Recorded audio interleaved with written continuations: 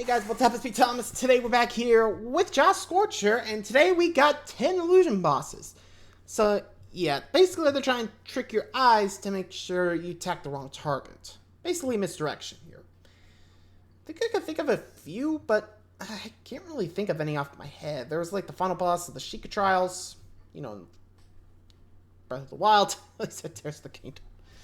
I wonder who else. So, let's hop in and find out, huh? Be sure to like, subscribe for more. Hope you enjoy. Let's check it out. Most video game bosses tend to be more corporeal with their threats. Not these ones.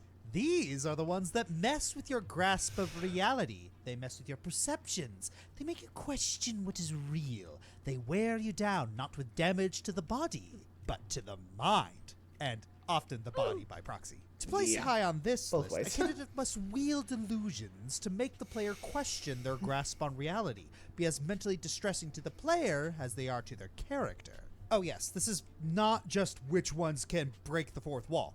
That can help, but it's all in the method. Right.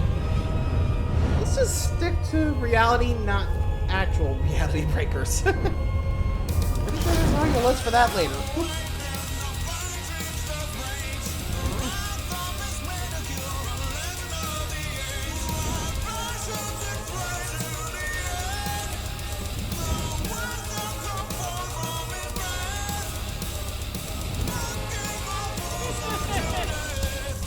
Time to begin.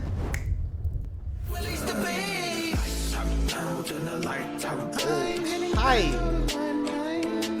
Guess that counts.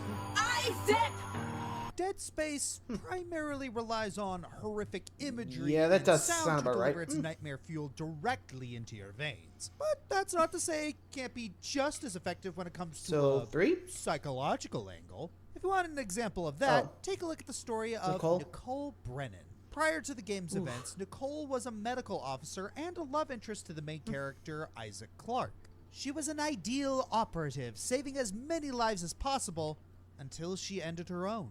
Rather, understandably, Isaac is haunted by the whole ordeal and blames himself for it. Gee, I sure hope that doesn't result in him suffering from hallucination. You were saying? Sir, this is the scariest moment of my life. As things go on, however, Nicole begins to take a 2? different tone. She goes from a horrific vision to something resembling a benevolent spirit. She guides Isaac to the marker so he can destroy it once and for all. And what do you know? It's a trap! Inside Isaac's own mind, he must destroy the marker's final influence. The visuals are just great here. I mean, look at this. Yow!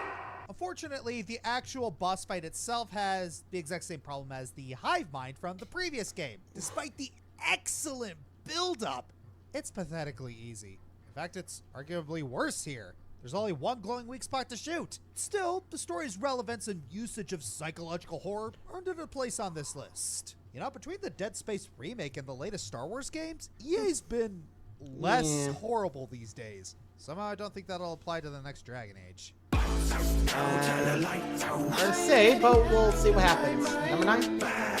In Metal Gear Solid 3, the main antagonists you face off against are the Cobra Unit. 6 elite soldiers, each with their own style of combat. These range from sniping, pyromania, predator-esque stealth, hornet bending, or CQC. By far the most unique one is the Sorrow. Oh yeah, this guy takes a completely different approach to combat than his contemporaries. Rather than kill him, you have to survive.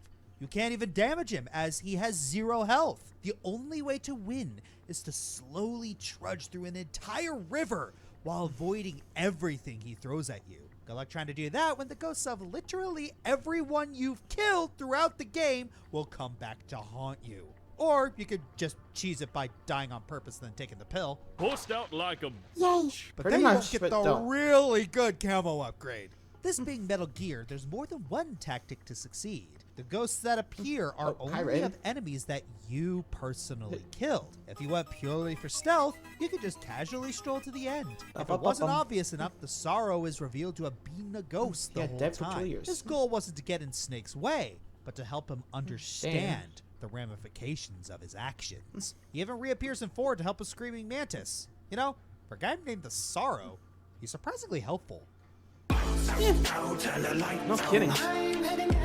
Okay, right? Illusions come in many flavors, hi, but some of the Persona. most well-known are those coming from our own unconscious psyche. We've all had weird or not. dreams that make zero sense before, but once they turn into nightmares, they can be harrowing expressions of our darkest fears. And our number 8 here weaponizes that. The Mario and Luigi series is well known by now for having some of the Dream most Team coming up. standout villains the Mushroom Kingdom's ever seen. But today we're focusing on a particular batty lad, Antasma, the Bat King! Antasma? Antasma makes his presence known right away, jumping our portly plumber as a surprise tutorial boss in a sudden nightmare sequence before the bros even make it to Pillow Island. And once you do make it there, Antasma proves to be quite the adversary. Once a regular bat in the ancient Pillow civilization, Antasma gorged himself on dreams and nightmares, eventually powering himself dream up with vampire, the Dark basically. Stone, an all-powerful wish-granting artifact powered by the nightmares of the world.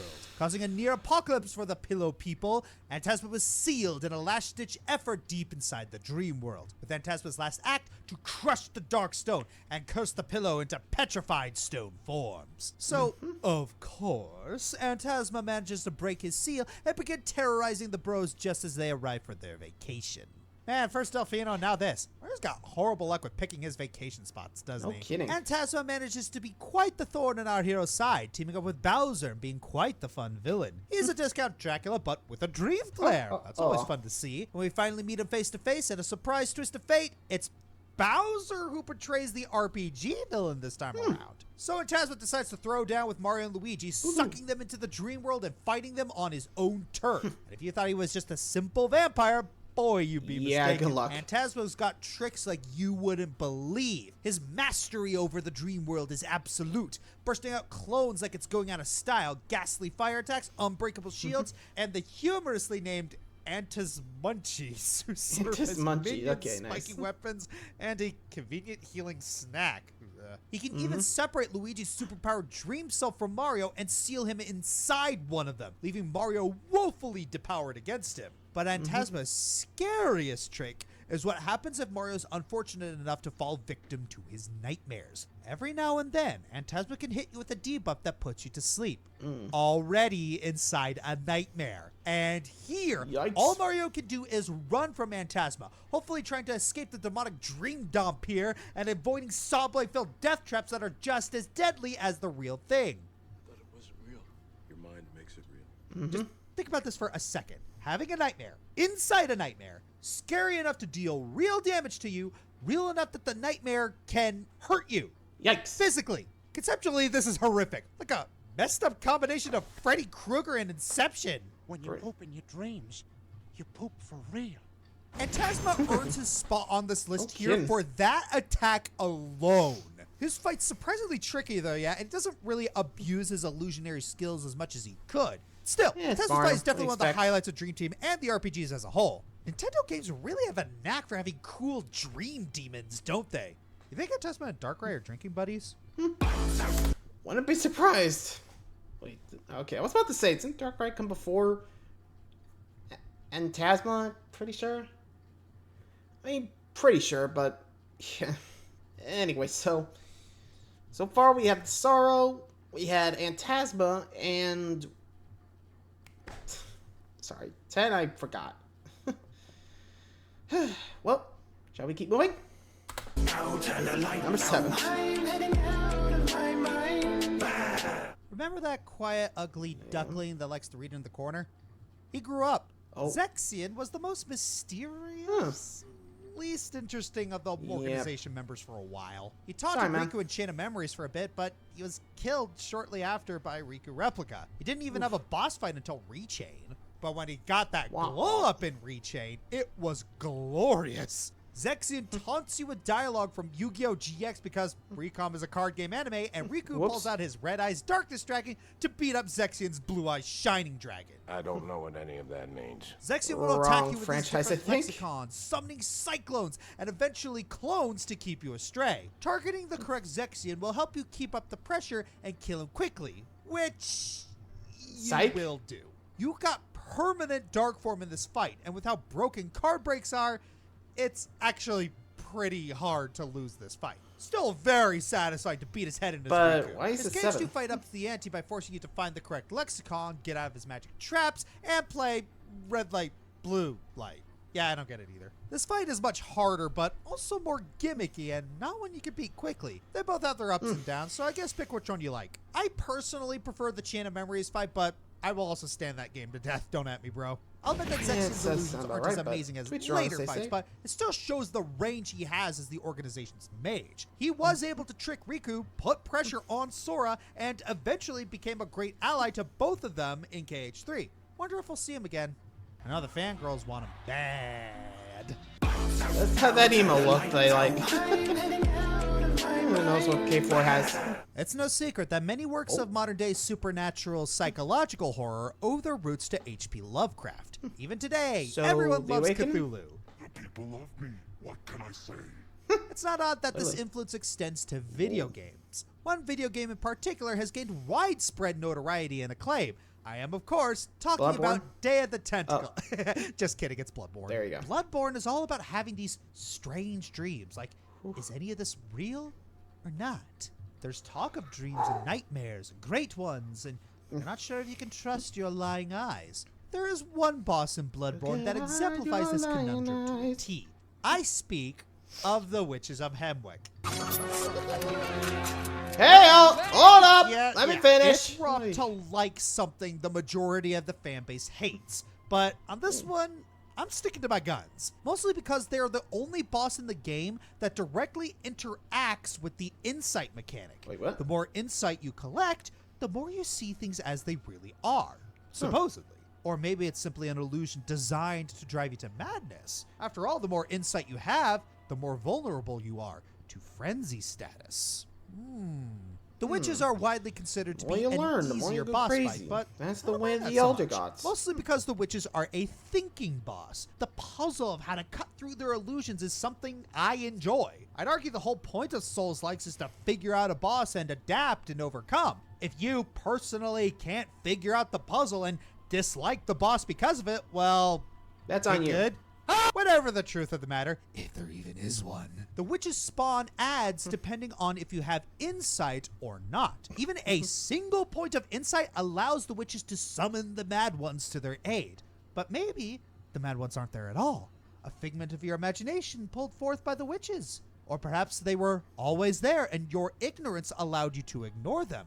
Out of sight, out of mind, after all. Now, it's impossible you to definitely fight feel the the witches Lovecraft with there. no insight on your first try. Even gazing upon the witches is enough to impart your feeble mind with a single point of insight. However, should you die or otherwise leave the boss arena, you can spend your insight and re-challenge the witches of Hemwick in blissful ignorance. Cut down the old crones and you move one step closer to something.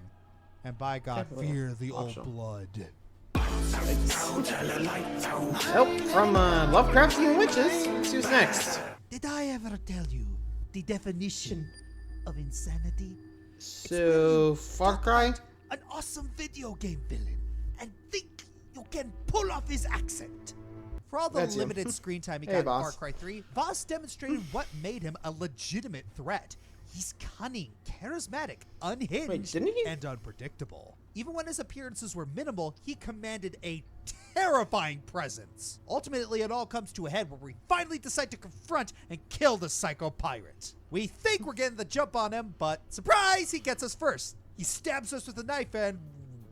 Whoa, what's going on here? I am tripping every single ball that I have. Thanks, The world Jack. becomes a Pretty much. distorted, trippy nightmare as we find ourselves following the glowy brick road, where everything is dark, smoky, glitchy, and...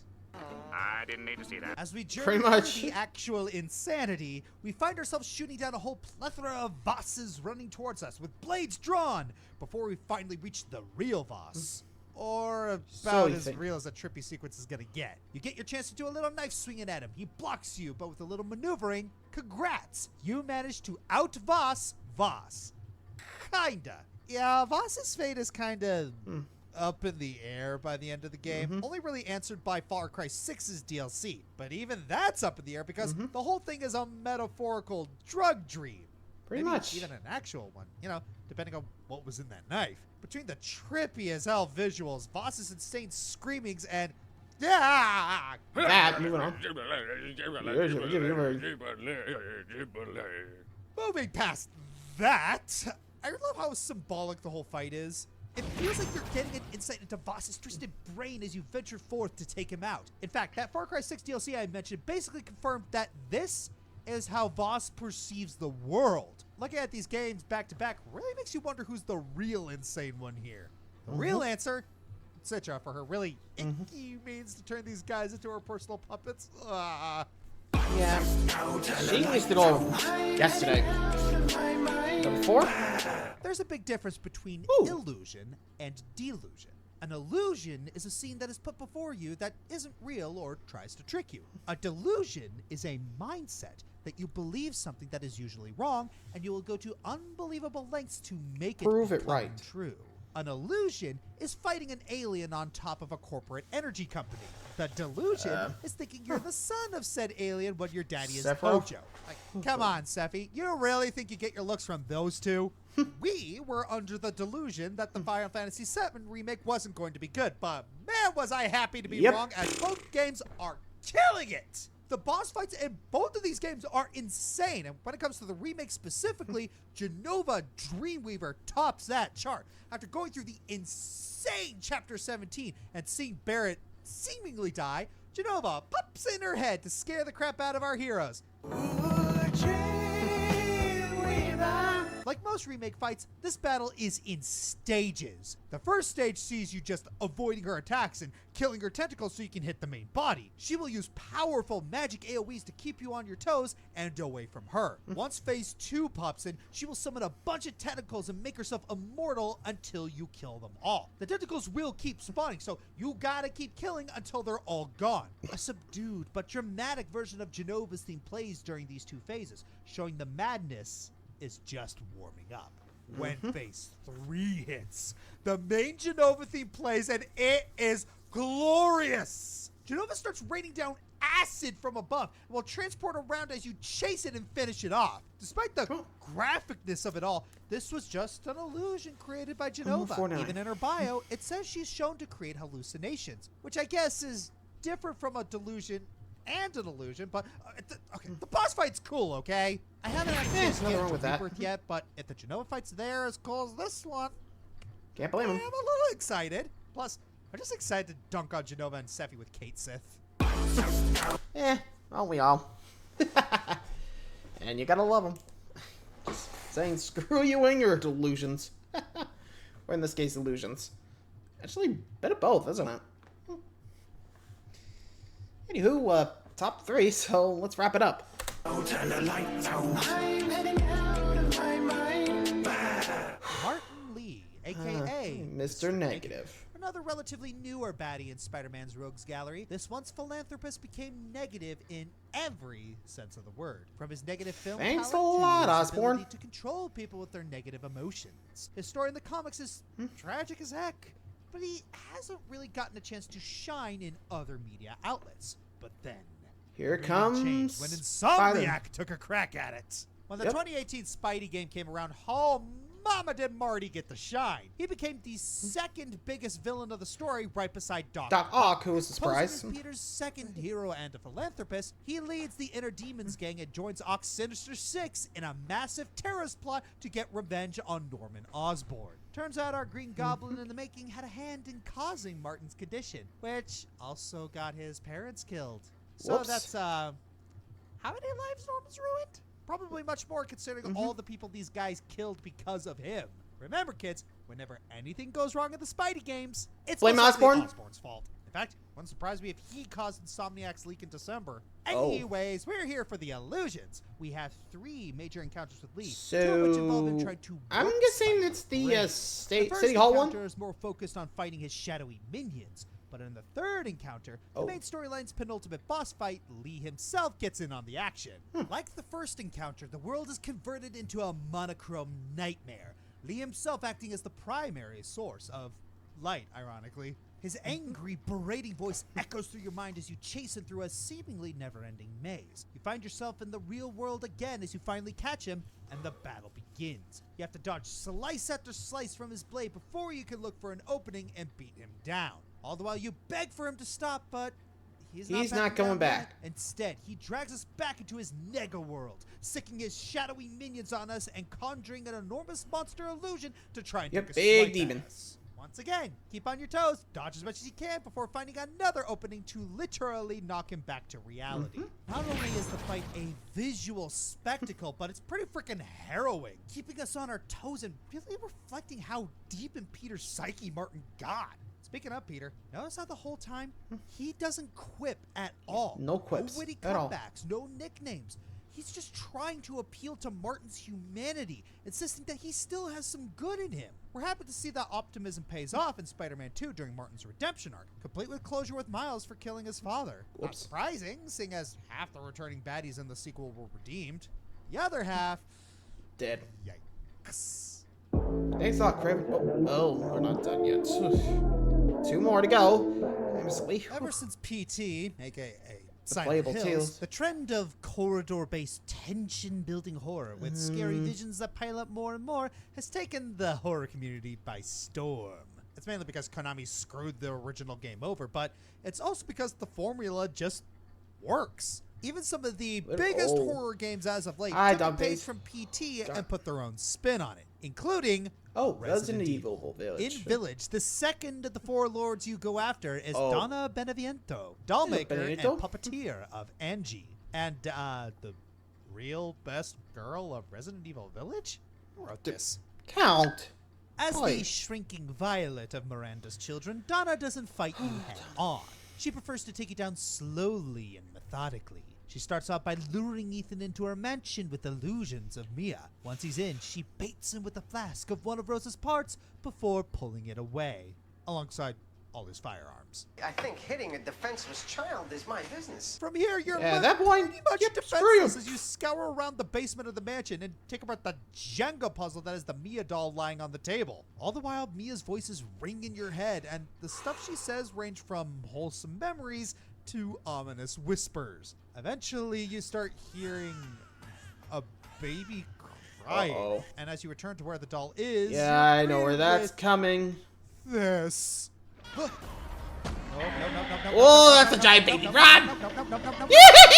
I don't know what inner demons Ethan's got to conjure that out of his mind, but someone get this guy a priest. Hallelujah, please. Thing is Donna's ace in the hole against Ethan's deteriorating psyche. Is it a physical abomination created by the mold, or an illusion that kills him with a heart attack? Either way, this payoff is a surefire ticket to parental trauma. Once you finally escape that, Donna will try to stop you one last time by putting you through a game of hide and seek with Angie. You gotta find her across sounds the like mansion Marine in the before Japanese other dolls version, come not in and surprised. gradually tear into you. All the while, you only hear ominous chanting in the background, followed by the laughter of those dolls getting louder the longer it takes you to find Angie. Once you stab the doll 3 times, the hallucination finally ends and Donna is dead.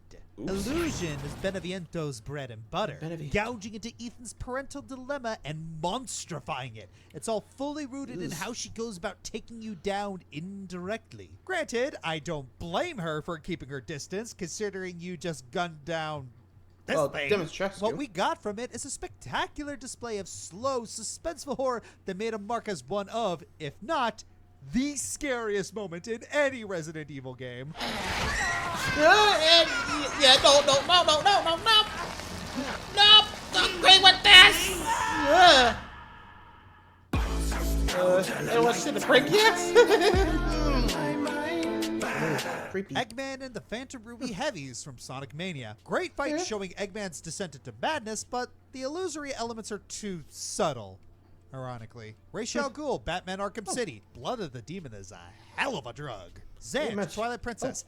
Unsure how much of this zany fight is an illusion. Does that give or take away points? I don't know. Roger Retton's Ace Attorney. Conceptually, you're dismantling a magic trick that confused other stage magicians. Gameplay-wise, it's just another case. Yeah, that sounds about right. I'm heading out. Does that mean And number 1. Jeez. Uh-huh. Recipe Sorry about spray. that, folks. Now, where was I? Oh yes, reason number 1 why Okami is Josh's all-time favorite game. No! Not Not going even there. as a gag! You'll Yikes. have to face the music when we reach the subscriber goal, dear. I have enough patience till then! Uh-huh. Moving on.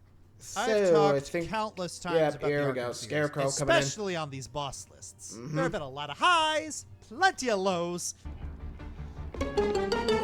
Yeah, no. Yeesh, maybe not that low. Yeah, anyway, if that not- ain't your gag or context, That's don't give too it far. away. We're talking about Scarecrow Scarecrow. from Arkham Asylum again. Just a recap for those out of the loop. Scarecrow, a sadistic scientist obsessed with spreading fear, is among the inmates on the loose throughout Yep. the asylum. One of Now Batman's that we end up rogues. downwind of his patented fear gas. Every dosage drags the Bat into intense hallucinations where he must face 3 of his worst fears. His fear of failure, being forced to relive the worst day of his life, and the horrifying possibility that he's no different from the psychopaths he protects Gotham from.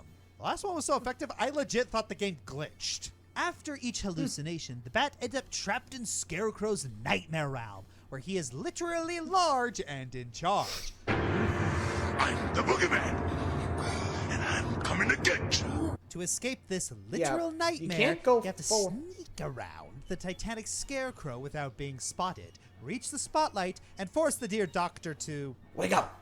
see the light. In the later nightmares, you also have to fight your way through masses of skeleton warriors. Thankfully, unlike the thugs in the real world, they don't get back up after you knock them out the first time. True. It may seem obvious to put these boss fights at number 1, but can you blame me? The Scarecrow encounters in Asylum are arguably some of the trippiest in the whole series. And because we're in the driver's seat, we get to see firsthand how reality falls apart around the Bat, trapping him in his worst fears and a hellish nightmare landscape. Yeah, after a while, you start to see the hints that nothing's as it seems, but they're still so subtle that they catch you off guard when they happen. Did anyone catch the game last night? Oh yeah, one of my writers pointed out that Scarecrow's size reflects how much of a grip he has on his victim's psyche. And considering everything Batsy's endured in his life, it makes sense that his hallucinations are gonna hit extra hard. And it kinda makes sense having Scarecrow be the endgame baddie for Night, because when he weaponizes fear, life becomes an inescapable nightmare where you can't tell what's real and what's not. And the only thing worse than facing down a real-life supervillain is not having control of your mind. I'm Josh Scorcher, and Hey. Dang it, honey! He's the fiery Joker, and next time, it's personal. Okay, love to see that personal one, but, whew, I'm guessing the ones he hates. I don't know. We'll have to wait and see. Got a few days for that, but for now, thanks for watching, everybody. See ya!